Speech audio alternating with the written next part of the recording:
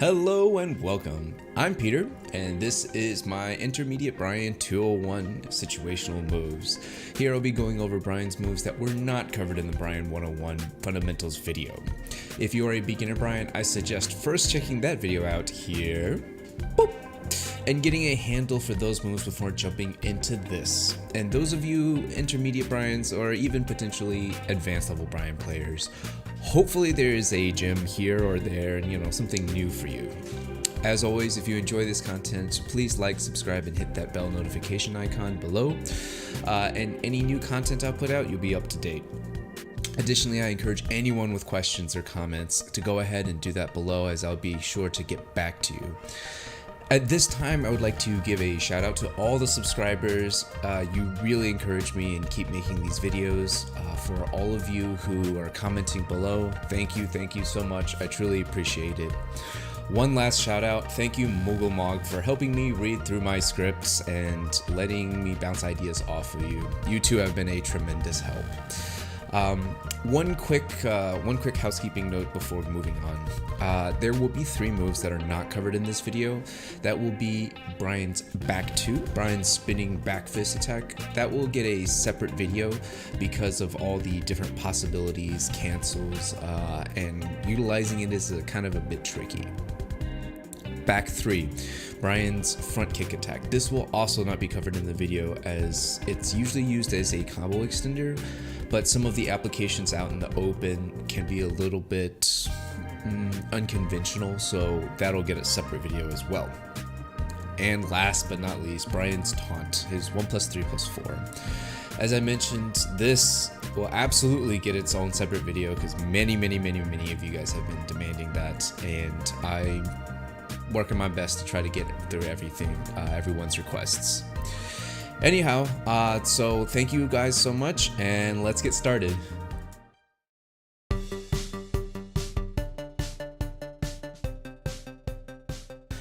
So in this section, life lead chip out.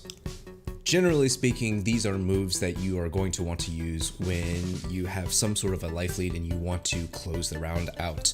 But these moves should be used sparingly because they all have some sort of a downside associated with them. So please be cautious when using these moves, and I will detail out what each of these attacks, their weaknesses, and their pitfalls will be. 3-2-1-2 and 3-2-1-4. These two moves complement one another and allow for a mini mix-up because of their last hit. 3-2-1-2 ends in a mid, and on hit leads to a knockdown, and 3-2-1-4 ends in a low attack that leaves both players at neutral. While this is kind of an okay move to throw out every once in a while, do be aware that the advantages far outweigh the disadvantages. Wait, no, other way around. The disadvantages far outweigh the advantages. Yes, 3-2-1-2, the last hit is -10, which is jab punishable, and 3-2-1-4 is a low parryable, so potentially losing a chunk of health. One place where this is okay to throw it out is if you are actually in the life lead, then your opponent has a sliver of health, just a little bit away from dying, then this is actually an okay move to throw out to chip them out or catch them off guard. Forward +1+4 is a fast unblockable move. Well, for fast unblockable standards, this is actually an okay move to throw out at your opponent to finish off a round with, if you are in the health lead, of course, as most opponents are not looking for a fast unblockable. During the startup animations of this attack, Bryan crouches down, as you can see here. He crouches down a little bit and reels back, giving him a tiny bit of evasion. However, even though it looks like he's crouching, he is not considered in a crouching state, so high attacks will still hit him. It just happens that he has a ever so slight bit of evasion. Another interesting fact about this move is that it is one of a dozen moves that is punishable on hit. That's right, punishable on hit. Meaning that your opponent can land free hits on you if you do manage manage to land this on them and they're still alive. Hence, as I stated before, use this to close out rounds, as a sharp, knowledgeable opponent will punish you for using this attack out in the open and it doesn't kill them. Down +1/+2. This is a rather obscure move that is rarely seen, and for good reason. Down +1/+2 is a 2-hitting mid attack that crushes highs. On the surface, that looks pretty good. But in order for the 2 punches to hit, you have to be at range 0. And I mean fucking range 0. Look how I take a tiny step back, alright, just a tiny step back, and the 2 hits don't connect. I only get 1 hit, alright? This is how close you have to be at the opponent. Range 0. Now, this move starts up at 17 frames, so it can catch opponents who are unaware of it and are unaware of the follow-ups.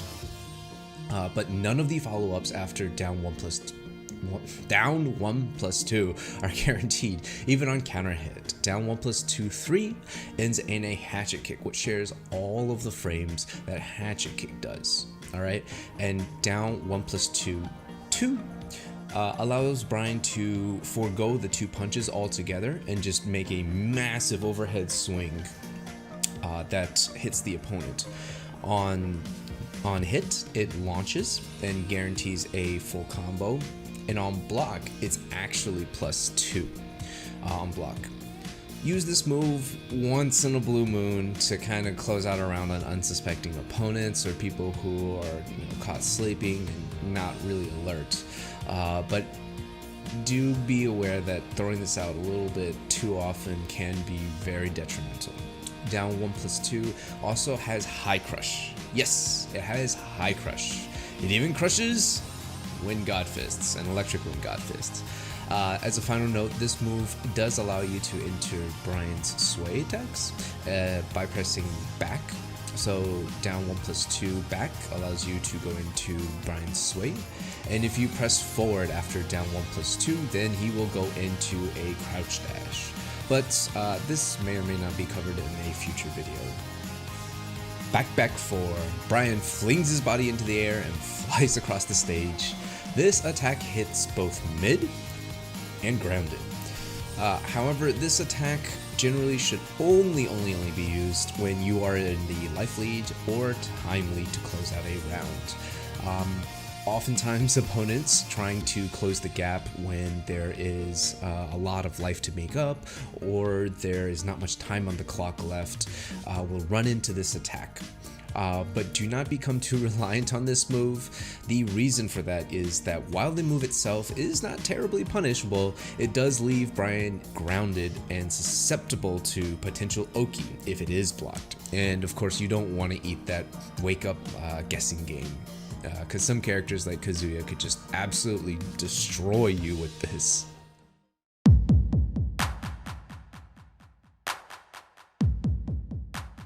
Alright, so now is the section I labeled reaction tests, and these are moves that you can kind of test your opponents to see how good of an opponent they are. They involve throws, seeable lows, and duckable strings.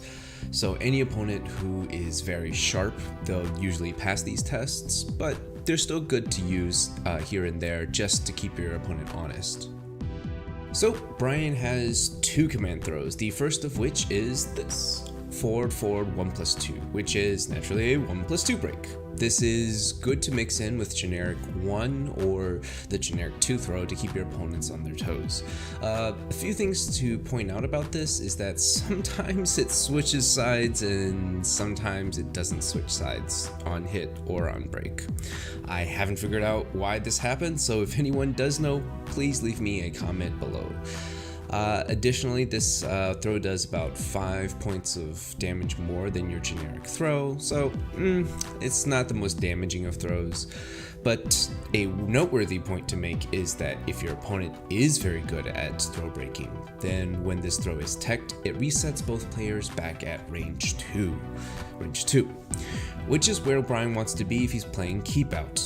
So against characters like Law or Horang or any other brushdown characters, when they break this throw, it is particularly good for you because you're able to get lots of breathing space. And if you look here, after this throw is broken, range of all of his moves that's, like 3+4 or his hatchet kick or his soccer kick, down 4, all of these long reaching moves, they're just outside the range of it. One other thing I want to mention is that on Forgotten Realm, this throw will break the floor, and it leads to some big damage for Bryan. So if your opponent's not very good at throw breaking and you happen to be on Forgotten Realm, break that floor, man. You throw out that throw and you get your damage. Bryan's second throw, his second command throw, which is oddly enough another 1+2 break, full crouch, down forward, down forward, 1+2, aka Chains of Misery, a classic and more damaging throw. It's kind of locked behind a clunky input, but if you kind of master and put some time into this, you can get it pretty quickly and kind of mask the input. While there isn't much to say about this throw, there is something to be said when it is teched. It will reset both players back to range 0, well, in between range 0 and between range 1. So against characters like Jack 7, Gigas, Kazuya, etc., characters who Bryan wants to generally rush down, Chains of Misery is a good throw to use in case your opponent's good at throw breaking, because when it is throw broken, you'll have to not really work that hard to get back in to start the pressure, because you're already, once it's teched, very, very close to your opponent. Down forward 3. Ah yes, the infamous Snake Edge, dating all the way back to Tekken 3 when Bryan was first introduced. This is an infamous high crushing and sometimes even mid crushing attack. When this move launches, it does hit for substantial damage. I'm sure some of you are wondering, why did you even put this move in the intermediate guide section for Bryan moves? Like, this is such a scrub move. Well, for starters, this move should never be thrown out when you're not sure what to do, since this move is a seeable low, starting up at 29 frames, that can be launch punished for big damage by your opponent if they do block it. So, avoid throwing this out willy-nilly. However, this attack can be used for calling out your opponent's tendencies for throwing out high attacks, but you should only call your opponent out on this if you're sure about this. Otherwise, you'll die. Well, also, if you get the feeling that your opponent can't block this attack, then by all means, you absolutely can throw it out. I mean, if your opponent's not gonna block it, why not throw it out, right? Back down forward 4, aka Wedge Driver. This is a slow seeable move that grants Bryan a massive plus 14 frames on hit. However, you can't combo anything from this because your opponent is placed into a can guard state immediately after, which means that as long as they block correctly, they can and have the ability to block afterwards. The frames on startup is 29, which is identical to Snake Edge, but the major difference is that Wedge Driver is minus 13 on block, whereas Snake Edge is minus 26 and puts you in a stagger state low. So one place to use Wedge Driver is to test your opponent's reaction speeds to lows. If they are not able to block Wedge Driver, most likely they probably won't be able to block Snake Edge. So you can use Wedge Driver to test for that. Another ability of Wedge Drivers is that you can press back immediately after performing the move to go into a fake out or a cancel rather. So you can be kind of creative with it where you do fake out, Wedge Driver, or fake out, and another move. So just be creative with it. Down 3-2. Now this is a good damaging move as a low high string, if it actually jailed, but the fact of the matter is it does not jail. Come to think of it, actually if it did jail, it would be broken as fuck. But down 3-2 is safe on block, so the move has that going for it. And while the 2 may look like a mid, don't be fooled, it's actually a high. So against better players, the string is dangerous to throw out in the open as it can be ducked and launch punished. But I will add that should the 3 be a counter hit, then the 2 is guaranteed, so not completely useless. One great place to actually use this is as a easy, reliable combo ender. So in awkward situations such as this, as you can see, I'm hitting 4-3 from the side. This is rather awkward to try to convert, so down 3-2 though will easily be relied upon to finish the combo. Or in this case, as you can see, Snake Edge is hitting from the side.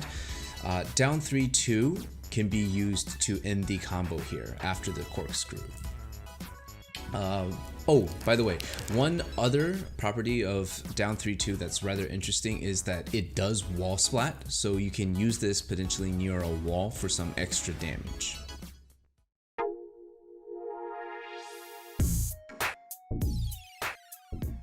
Alright, so this next section I labeled as patience test, because in a sense it's a way to see how antsy your opponent is, or to see if they are someone who likes to press buttons to interrupt strings, because for the most part all of these moves, majority of these moves provide some sort of benefit on counter hit.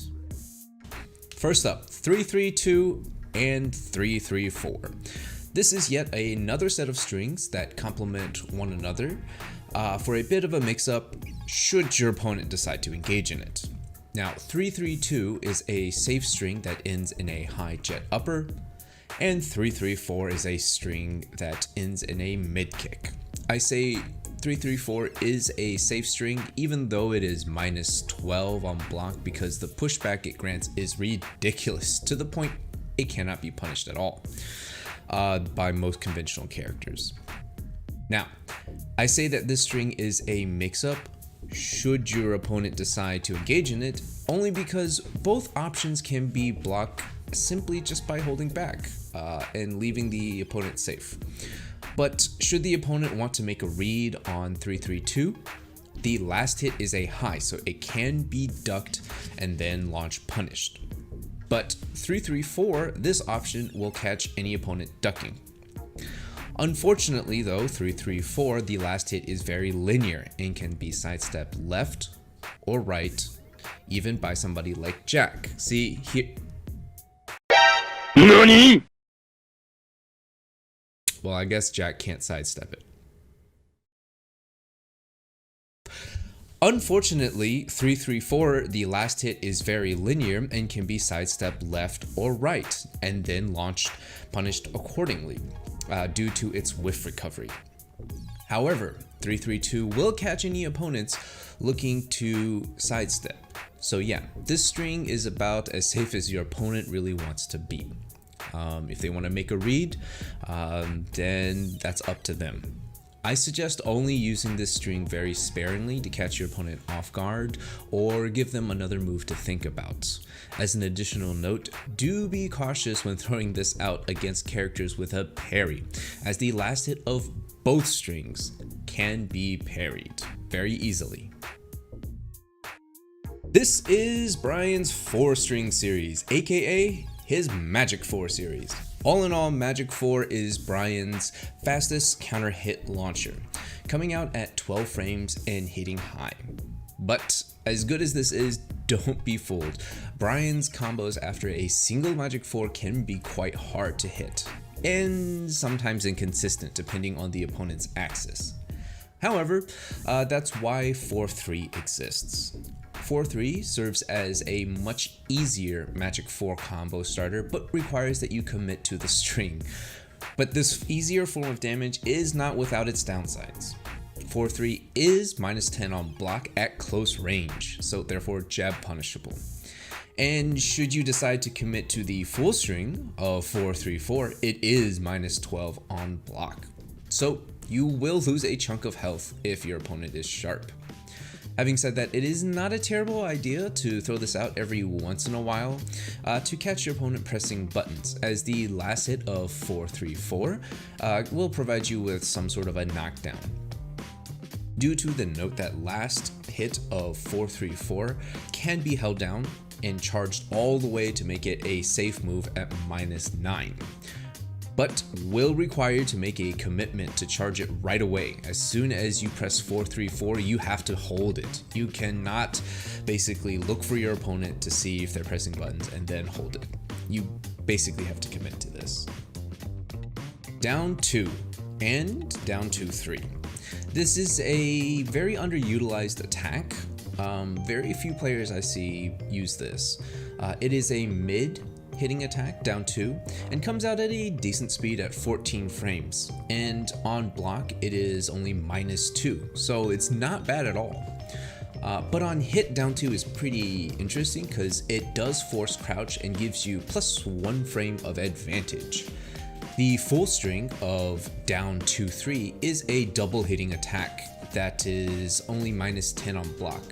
When it's on hit, however, Bryan is provided a knockdown. And should the second hit be a counter hit because your opponent is pressing buttons and impatient, then Bryan can get a full counter hit combo launcher. Honestly, thinking about this move is not bad to throw out in the up close game just to test and see if your opponent is pressing buttons or to keep them honest. You know, at worst you take a -10 Punisher, and at best, hey, you get a knockdown or a counter hit combo. Down 3+4 and down 3+4-2. This is a 2-hitting low mid string that knocks down on hit. And a fun fact, if the opponent does not stand block in time or is relying on neutral guard, I don't know what reason why your opponent's using neutral guard, the 2 is guaranteed. However, this string does not jail. After the low hits, as the opponent is stand blocking, the 2 will be blocked, leaving Bryan at -12, which is not terrible, but can be a little painful. However, this move is good at shutting down delayed wake up options, such as mid wake up kick, low wake up kick, toe taps, and spring kicks. So, as long as the down 3-4 interrupts this wake up kick, regardless of what their options are, it will float them in the air, guaranteed, and the 2 always will hit. Near the wall, this does provide a wall splat, so keep that in mind. Oh, before I finish, down 3-2, 3+4-2 can be canceled with down back. So you have to hold the down back as soon as you press down 3+4-2, hold down back. Quarter circle forward 3 and quarter circle forward 3-4. Now, these two moves are identical in nature to Bryan's while standing 3 and while standing 3-4 in every way, shape, and form, aside from the fact that while standing 3 and while standing 3-4 is from while standing. Duh. On hit, Bryan is +4 frames of advantage, and on block, Bryan is left at -10, whether it is the first knee or the second knee. So, as long as the first knee connects as a counter hit, Bryan gets a full juggle damage, whether or not the second knee is thrown out. Though, keep in mind that if the second knee is thrown out and the first is a counter hit, then obviously the combo will have to be adjusted and modified. Anyhow, if only the second knee connects as a counter hit, Bryan is left at a massive +29 frames. But again, the opponent can guard this. And this is +29 because the opponent has to pick themselves up off of the floor. Note that despite the huge frame advantage, there is no guaranteed follow-ups. As I said again, they are placed in a can guard state. Overall, this is not a bad move to throw out at range 1 or 0, as the risk to reward ratio definitely favors the reward. Since you know the attack is -10, the opponent will have to be very sharp to punish this. And because the string, quarter circle 3-4, the 4 can be heavily delayed. So sometimes your opponent never knows when you're going to finish it or not.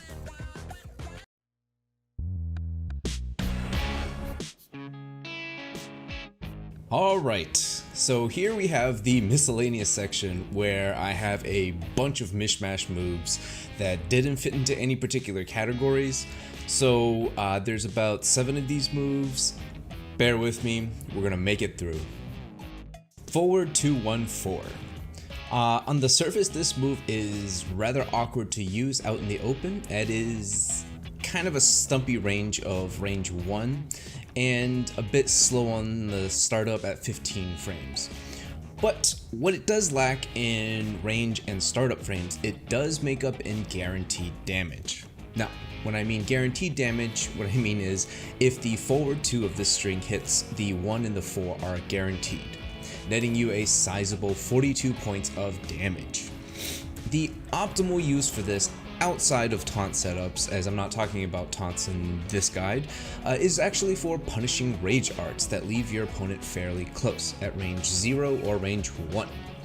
If you don't want to bother with launching your opponent after blocking a rage art, 4-2-1-4 is guaranteed to kill them, since rage art, here's a little fun tip, rage art activates at 42 health, and this does exactly 42 health. Other than that, I wouldn't use this string out in the open as it is minus 13 on block. Yeah. And on the slower side, for a poke at 15 frames, yeah, don't really throw this out in the open. Forward 1+2, a very underutilized move that has very good benefits, but also very big drawbacks. This is a spinning elbow attack that can reach an opponent that is just a little outside of range 2.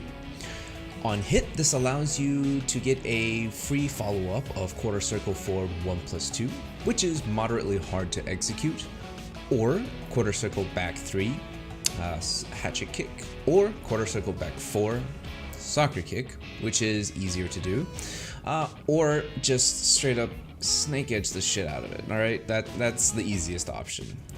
Quarter circle back 3, quarter circle back 4, snake edge, all of those ones do the same damage.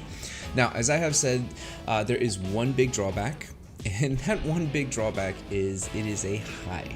Hence, it can be ducked and launch punished. Down forward 4, aka Wolf's Tail. This is another classic Bryan move from Tekken 3. This is also another of Bryan's homing attacks, and the slowest one actually of them all to come out at 22 frames. Sorry, exception.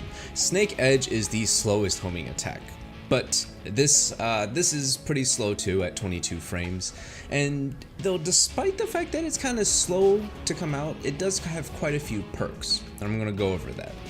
On hit, it grants Bryan a free run-up, quarter circle back 4, soccer kick. So the damage that it grants is not bad. If this attack connects on an airborne opponent, you actually get a screw combo afterwards, as Wolf's Tail does cause a screw. And also, of all the homing attacks, Wolf's Tail actually leaves Bryan at the least frame disadvantage on block. So it's actually okay to mix this attack in as a homing attack against your opponent if they're perpetually sidewalking or sidestepping you. Down back 2, typically seen only in combos because of its fantastic pickup properties. Down back 2 can actually be used in open gameplay, coming out in 15 frames as a mid poke, which is kind of sluggish and slow, but this attack grants a massive +8 frames on hit and is safe on block at -6. Sprinkling this attack in every once in a while in an attempt to gain some massive frame advantage is actually not a bad idea, because it doesn't require you to commit too much. Another great property of Down Back 2 is that because it hits so low, as a mid, it can actually hit some moves that actually evade under normal mids. Prime example, Chloe's Cali roll. Alright, we're gonna take a look at this, see how down forward 2 here actually whiffs. Yeah, down forward 2, a mid hitting attack whiffs on Cali roll. But if we use down back 2, we can actually pick her up for a combo. So down back 2 is really reliable at picking up and hitting low opponents. Another example is something like Eddie's handstand dip. When he goes into this handstand and dips, notice that down forward 2 will whiff. However, down back 2 will actually launch Eddie, giving you a mini combo. So those are some examples out there that I'm covering, but I'm sure there's a ton of other applications for. But wait, there's more. You can actually use this to float opponents out of the air, the way you might with a jab. For instance, in Feng, when he does his Kempo 4, right? You can launch him, hitting him out of the air for a mini combo.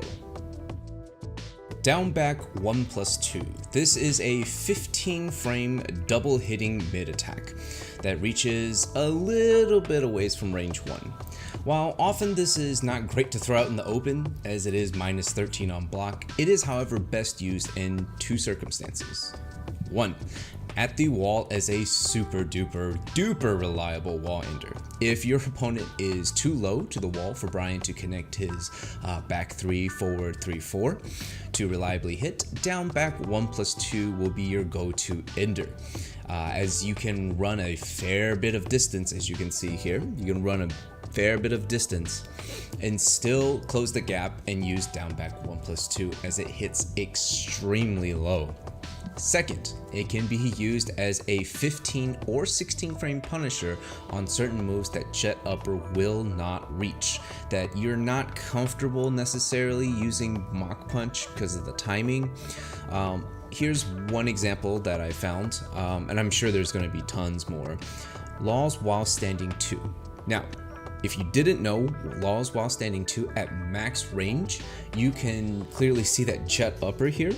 It will not reach, and trying to get a Mach Punch out in 15 or 16 frames can be difficult sometimes, especially under pressure, right? You're trying to close out a round and you not confident with using Mach Punch.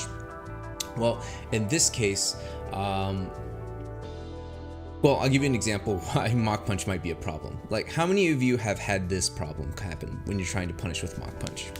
This. Yep, this. Yeah, or better yet, this. Yeah, well, my friend, this has, this has never happened to you before, when trying to punish with Mach Punch, then you're either a god or you haven't played Bryan enough. Nothing infuriates Bryan players more than getting one of those two options when trying to punish with Mach Punch. But I digress. Anyways, if you use down back 1+2, it is a pretty reliable and actually easy to do, so you don't have to fuss with a forward input. So if you look here, we can actually punish laws while standing 2 at max range with down back 1+2. While it is all of 1 damage less than Mach Punch, you get that in spades with the ease of input. So again, this is just one example, and I'm sure there's going to be tons more. Just try it out, test it, see what works. Okay, alright, Bryan's parry, back 1+3 or back 2+4. This is a rather interesting and unconventional parry, as simply just parrying a punch with back 1+3 or 2+4 will do absolutely nothing but fling your opponents away, arms away from Bryan. It requires that you push 2 in order to actually retaliate back on your opponent. And depending on if your opponent threw out a 1 punch or a 2 punch, Bryan's retaliation will be different. If Bryan parries a 1 punch, he hits the opponent with a high Mach Punch and goes into a taunt afterwards, if you let the animation play out. If Bryan parries a 2 punch, he hits the opponent with a mid gut punch, leaving them standing but Bryan at +7 frames. Why Bryan has 2 different outcomes, I have no fucking idea. Email Harada. But this is what it is, so you'll have to just take it for what it's worth. One thing I will warn you about with this attack, just because you did the punch parry and press 2, doesn't actually mean that you are guaranteed the attack. There is a world that we live in where if you do parry it and you press the 2 a little bit too late, even though you parried the attack, your punch will be blocked. Exhibit A, take an example look. Yeah. So even though we parried it and pressed the correct button, it still gets blocked because we pressed the attack too slowly. So just make sure when you parry to press the 2 as soon as it connects. Now, Some of you might also be wondering when you should use the parry. Well, there are certain strings that are just big enough of a gap for Bryan to throw out his parry. For instance, I'll use Jack as an example. Jack's down forward 1-1 and Jack's down forward 1-2 1-2. So this attack string that Jack has, whether it is the first option, down forward 1-1, or down forward 1-2, Bryan can punch parry this. As long as there is a small gap, at least a 2-frame gap, that Bryan can, squeeze in a parry, then you can try using a punch parry for that. But experiment around in the practice lab, and I'm sure you'll find great examples of when to use it. Last but not least, forward 3. This is typically used as a screw attack after landing a counter hit 3+4, after landing a rage drive, or after landing a snake edge. This attack tacks on a massive amount of damage when fully charged to any combo it is in conjunction with.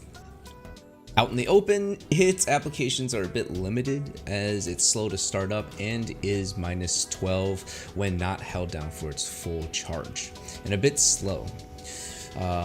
However, when fully charged and held down with the 3 button, Bryan is actually at plus frames on block. So when you do press and hold it down, Bryan is +8 and pushes the opponent back a fair bit of distance away. You can potentially use the fully charged forward 3 against very defensive players to further keep your frame advantage going, but personally I wouldn't recommend throwing it out more than once in the open, as the charging animation that Bryan is in is liable to be counter hit out of. So if your opponent is sharp and is on to you, you could get launched pretty badly for using this. So use it sparingly, sprinkle it in. Alrighty everybody, thank you so much for sitting through this, and for all of you, intermediate Bryans, and anybody else who's been watching this. I know this has gone on for a little bit longer than I had anticipated. God, I wonder how many times I've said that for each video. But thank you so much for sitting through this. You guys really help me, encourage me to continue to make this content. Thank you so much for the kind compliments and the comments. And for any new viewers out there who aren't subscribed, go ahead, comment, subscribe. I appreciate it all. Thanks so much and have a great day. This is Peter, and I'm signing out.